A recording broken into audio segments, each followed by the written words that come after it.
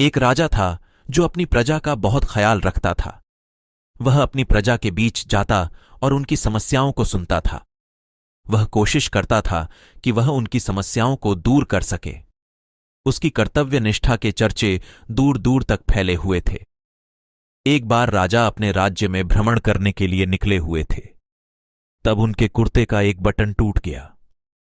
यह देख राजा ने अपने मंत्री को तुरंत बुलाया और उसे आदेश दिया कि वो गांव से एक अच्छे दर्जी को बुला लाएं, जो उनके कुर्ते का बटन लगा दे। यह सुन मंत्री ने गांव में दर्जी की खोज शुरू कर दी। संयोग से उन्हें एक दर्जी भी मिल गया। गांव में उसकी एक छोटी सी दुकान थी। उस दर्जी को जल्दी ही राजा के पास लाया गया।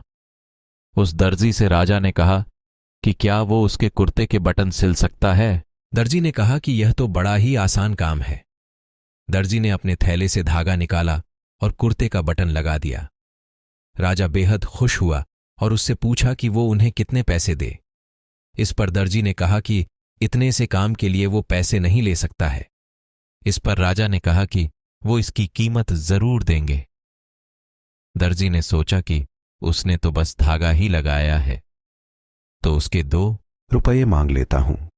फिर दर्जी ने सोचा कि कहीं राजा यह न सोचे कि इतने से काम के 2 रुपये तो गांव वालों से कितना पैसा लेता होगा। यह सब सोच समझकर दर्जी ने कहा कि वो अपनी इच्छा से जो भी देंगे वो ले लेगा। ये सुन राजा ने अपनी हैसियत के मुताबिक उसे 2 गांव देने का फैसला किया। राजा ने कहा कि कहीं समाज में उसका रुतबा छोटा न हो जाए, इसलिए उसने यह आदेश दिया। दर्जी ने मन में सोचा कि कहां तो वो 2 रुपये मांग रहा था और कहां वो 2 गांव का मालिक बन गया। सीख। इस कहानी से हमें यह सीख मिलती है कि हम सभी अपनी क्षमता के अनुसार सोचते हैं, लेकिन भगवान हमें अपने हिसाब से सब कुछ देते हैं। हम छोटा मांगते हैं और कई बार भगवान हमें उनके देने की क्षमता के आधार पर कुछ अच्छा और बढ़ा दे देते हैं। इसलिए गीता में श्री कृष्ण ने भी कहा कि कर्म करो, फल की इच्छा मत करो, और यही इस कहानी का सार भी है।